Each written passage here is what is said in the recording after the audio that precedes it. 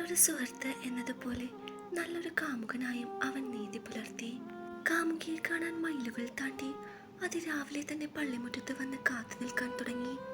5 വർഷങ്ങൾ നീണ്ടുനിന്ന സൗഹൃദത്തിനൊടുവിൽ അവരുടെ ഇടയിൽ പ്രണയത്തിന്റെ കാറ്റ് വീശിയപ്പോൾ രണ്ടാളും ആ കുറച്ചു കാലയളവ് കൊണ്ട് പ്രണയം നന്നായി ആസ്വദിച്ചു. പക്ഷെ സോഫിയുടെ വീട്ടിൽ പ്രശ്നങ്ങൾ രൂക്ഷമായി. എല്ലാവർക്കും ഇഷ്ടമായെങ്കിൽ പോലും ജാതി ഒരു പ്രശ്നമായി നിലനിന്നു.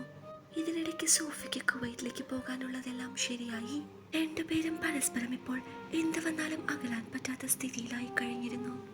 ഇനി എന്തു ചെയ്യും ഉണ്ണി? ആദ്യം നമുക്ക് നിയമപരമായി ഒരു പ്രൊട്ടക്ഷൻ വേണം.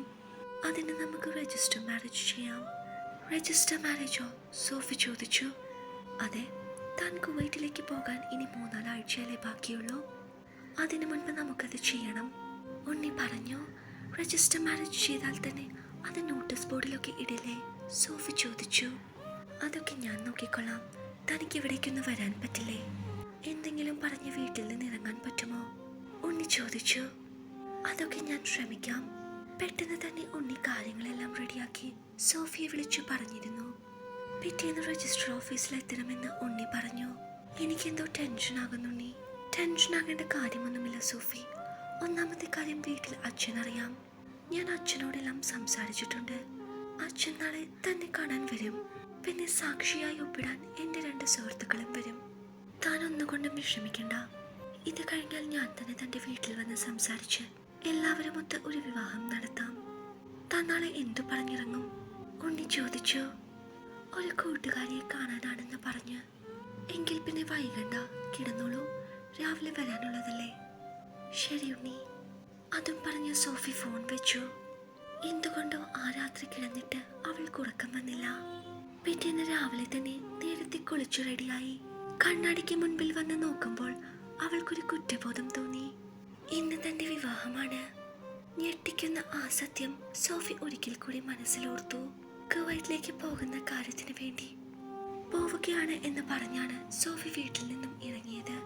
പോകും മുൻപ് എന്തോ ഒരു പ്രേരണയിൽ അവൾ അമ്മച്ചിയുടെ കാൽ തൊട്ട് പ്രാർത്ഥിച്ചു. അപ്പച്ചന്റെ ഫോട്ടോയ്ക്ക് മുന്നിൽ നിന്നും പ്രാർത്ഥിച്ചു. ചേച്ചി ജോലിയുടെ കാര്യത്തിന് വേണ്ടി തന്നെയല്ലേ പോകുന്നേ? സിനിയുടെ ആ ചോദ്യത്തിൽ സോഫിയിലൊരു ഞെട്ടലുണ്ടായി. അതെന്താ നീ അങ്ങനെ ചോദിച്ചത്? അല്ല, ചേച്ചിയുടെ പോക്കും പ്രാർത്ഥനയും ഒക്കെ കണ്ടിട്ട് നാട് വിട്ടു പോകാൻ പോകുന്നത് പോലെ തോന്നുന്നു. മിണ്ടാതിരിക്കടി, അവളൊരു നല്ല കാര്യത്തിന് പോകുമ്പോഴാ, അമ്മച്ചി ശാസനയോടെ പറഞ്ഞു.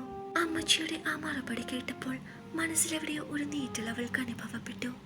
ഞാൻ പോയിട്ട് വരാമേ, പ്രാർത്ഥിക്കണം. സോഫി എല്ലാവരോടും യാത്ര പറഞ്ഞിറങ്ങി. അവൾ പോകുന്നതിന് മുൻപ് പള്ളിയിൽ കയറി ആത്മാർത്ഥമായി പ്രാർത്ഥിച്ചു. ചെയ്യുന്നത് തെറ്റാണെങ്കിൽ ക്ഷമിക്കണേ കർത്താവേ.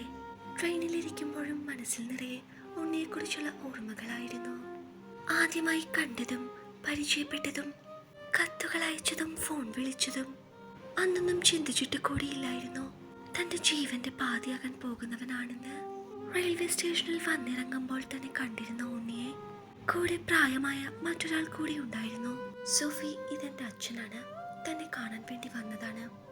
അവൾ അദ്ദേഹത്തെ നോക്കി ഹൃദ്യമായി ഒന്ന് പുഞ്ചിരിച്ചു. മോള് വിഷമിക്കണ്ട, എല്ലാം ശരിയാകും. വീട്ടുകാർ കൂടെയില്ലെന്നോർത്ത് സങ്കടപ്പെടുകയും വേണ്ട. എല്ലാവരെയും ഒപ്പം കൂട്ടി നമുക്ക് ആർഭാടമായി തന്നെ കല്യാണം നടത്താം. അച്ഛൻ്റെ ആ വാക്കുകൾ സോഫിയിൽ സന്തോഷം നിറച്ചിരുന്നു. ശേഷം ഉണ്ണിക്കൊപ്പം രജിസ്റ്റർ ഓഫീസിലേക്ക് പോകുമ്പോൾ ഉണ്ണി തന്റെ വലം കൈയിൽ മുറുകെ പിടിച്ചിട്ടുണ്ടായിരുന്നു. ആദ്യമായി ആ കണ്ണുകളിൽ തന്നോടുള്ള പ്രണയം അലയടിക്കുന്നത് അവൾ കണ്ടു.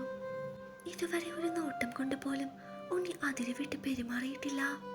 പക്ഷെ ഇപ്പോൾ ആ കണ്ണുകളിൽ നിറഞ്ഞു നിൽക്കുന്നത് തന്നോടുള്ള സ്നേഹം മാത്രമാണ്.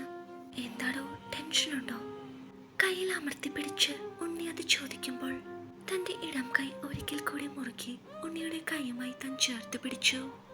ഒരിക്കലും അകന്നു പോകരുത് എന്ന് മനസ്സുകൾ തമ്മിൽ പറയുന്നത് പോലെ രജിസ്റ്റർ ഓഫീസിൽ തങ്ങളെ കാത്തുനിന്ന സുഹൃത്തുക്കൾക്ക് ഒരു പുഞ്ചിരി നൽകി. ശേഷം ഇരുവരും ഓഫീസിനകത്തേക്ക് കടന്നു.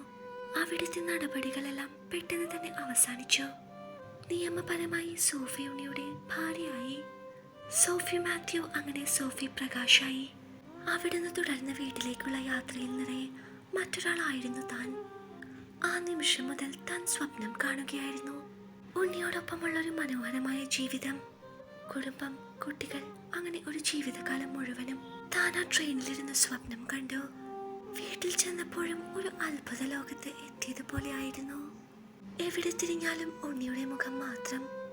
ഈ സമയത്ത് ഫോൺ കോളുകൾ നിറഞ്ഞു. ഉണ്ണിയുടെ ഇഷ്ടാനിഷ്ടങ്ങൾ കണ്ടറിഞ്ഞു ചെയ്യാൻ ശ്രമിച്ചു. പാലെടുത്ത് ചായ വെക്കാനായി ഗ്യാസ് കത്തിച്ചപ്പോഴാണ് ഫോൺ ബെല്ലടിക്കുന്നത് കേട്ടത്. ഡിസ്പ്ലേയിൽ തെളിഞ്ഞ പേര് കണ്ടപ്പോഴേ ഫോണിനടുത്തേക്ക് ഓടി. ഹലോ, എന്തെടുക്കുവാണ്? ഞാൻ വെറുതെ ഇരുന്നപ്പോൾ ചായ ഇട്ട് കുടിക്കാമെന്ന് കരുതി. ഏതായാലും വെറുതെ ഇരിക്കല്ലേ, അപ്പോൾ ഒരു സിനിമയ്ക്ക് പോയാലോ? അവൻ ചോദിച്ചു. ഞാനിവിടെ പാലായിലുണ്ട്. ഉണ്ണിയുടെ ആ മറുപടി കേട്ടപ്പോൾ സന്തോഷത്തിനോടൊപ്പം അത്ഭുതവും തോന്നി അവൾക്ക്. ശരിക്കും? പിന്നല്ലാതെ, താനിപ്പോ എൻ്റെ ഭാര്യയല്ലേ? എനിക്കെൻ്റെ ഭാര്യയെ കാണഞ്ഞിട്ട് വല്ലാത്ത വിഷമം. അതുകൊണ്ട് വെളുപ്പിനെ ബസ്സിൽ കയറി ഇപ്പോൾ ന്യൂൺ ഷോയ്ക്ക് 2 ടിക്കറ്റും എടുത്ത് തിയേറ്ററിന് മുന്നിൽ നിൽപ്പുണ്ട്. താനൊന്ന് വന്നാൽ കാണാമായിരുന്നു. താൻ കേൾക്കാൻ എത്രയോ ആഗ്രഹിച്ചിരുന്ന വാക്കുകളാണ് ഉണ്ണി പറഞ്ഞത്. എത്രയോ ദിവസമായി താൻ ആഗ്രഹിച്ചതാണ് ഉണ്ണിയെ ഒന്ന് കാണാൻ. കാലുകൾക്ക് വല്ലാതെ വേഗത കൂടിയിരുന്നു. മുറിയിലേക്ക് ഓടുകയായിരുന്നു. കയ്യിൽ കിട്ടിയൊരു ഡ്രസ്സ് എടുത്ത് പെട്ടെന്നിട്ടു. ഓട്ടോയിൽ ഗേറ്റിന് മുൻപിൽ ചെന്ന് നിൽക്കുമ്പോൾ ഉണ്ണി അവിടെ കാത്തു നിൽപ്പുണ്ടായിരുന്നു. അതുവരെ അറിയാത്ത പ്രണയം എന്ന വികാരത്തെ അറിയുകയായിരുന്നു രണ്ടാളും. തിരിച്ചു പോരുമ്പോൾ ഒരുമിച്ച് അവർ ഭക്ഷണം കഴിച്ചു. തിരിച്ചു വീട്ടിലെത്തി ഡ്രസ്സ് മാറി അടുക്കളയിലേക്ക് ചെല്ലുമ്പോഴാണ് കാണുന്നത് കാലത്ത് കത്തിച്ചു വെച്ച ഗ്യാസ് സ്റ്റവ് അതുപോലെ തന്നെയുണ്ട്. അന്നേരത്തെ തിരക്കിൽ ഈ സ്റ്റവ് പോലും ഒന്ന് ഓഫ് ചെയ്യാതെയാണ് താൻ ഇറങ്ങി ഓടിയത്. അത്രമേൽ പ്രണയം തന്നെ കീഴ്പ്പെടുത്തിയിരിക്കുന്നു അവൾ ഓർത്തു. പിന്നീടെല്ലാം പെട്ടെന്നായിരുന്നു. ഉണ്ണി അച്ഛനെ കൂട്ടി തൻ്റെ വീട്ടിൽ വന്ന് കാര്യങ്ങളെല്ലാം സംസാരിച്ചു. എല്ലാവർക്കും ഉണ്ണിയെ മുന്നേ തന്നെ ഇഷ്ടമായതുകൊണ്ട് ആദ്യമൊക്കെ പല എതിർപ്പുകൾ ഉണ്ടായിരുന്നുവെങ്കിലും പിന്നീട് എല്ലാവരും വിവാഹത്തിന് സമ്മതിച്ചു. അമ്മാച്ചന് മാത്രം അപ്പോഴും എതിർപ്പുണ്ടായിരുന്നു. പുള്ളിയുടെ കണ്ണിൽ പുള്ളി ഒന്ന് കണ്ടുപിടിച്ചതെല്ലാം സത്യമായി. അധികം വൈകാതെ എറണാകുളത്ത് വെച്ച് ആർഭാടമായി വിവാഹം നടത്തി. വാദ്യമേളങ്ങളുടെ അകമ്പടിയോടെ ഉണ്ണി സോഫിക്ക് സ്വന്തമായി. വിവാഹ തിരക്കുകളെല്ലാം തീർന്നു കഴിഞ്ഞപ്പോഴാണ് ആനി ആന്റി അങ്ങോട്ടേക്ക് വരുന്നത്. അവർ സോഫിക്കടുത്തേക്ക് ചെന്നു. എന്നാലും എൻ്റെ കൊച്ചെ, നീ ഇങ്ങനൊരു കടുംകൈ ചെയ്യുമെന്ന് ഞങ്ങളാരും വിചാരിച്ചില്ല. അത് കൊള്ളാം, എല്ലാത്തിനും കാരണം ആന്റി ഒറ്റൊരാളാ, സോഫി പറഞ്ഞു. ഞാനോ? അവർ വാ പൊളിച്ചു നിന്നു. ആന്റി അങ്ങനെ ഒഴിഞ്ഞു മാറാനൊന്നും നോക്കണ്ട. ആന്റിയല്ലേ അന്ന് എന്നോട് പറഞ്ഞത് ധൈര്യമായിട്ട് വായി നോക്കിക്കൊള്ളാൻ. ഓർക്കുന്നില്ലേ അന്ന് ട്രെയിനിൽ കയറാൻ നേരം ഒരു യെല്ലോ ഷർട്ട്? എനിക്ക് പിന്നെ പണ്ട് മുതലേ നിങ്ങളൊക്കെ പറയുന്നത് അനുസരിച്ചുള്ള ശീലമല്ലേ ഉള്ളൂ. അതുകൊണ്ട് ഞാനതങ്ങ് അനുസരിച്ചു. തലയിലെ മുഴുവൻ കിളികളും പറന്നു പോയി നിൽക്കുന്ന ആനി ആന്റിയെ നോക്കി ഒന്ന് ചിരിച്ചുകൊണ്ട് സോഫി അവിടെ നിന്നും പോയി.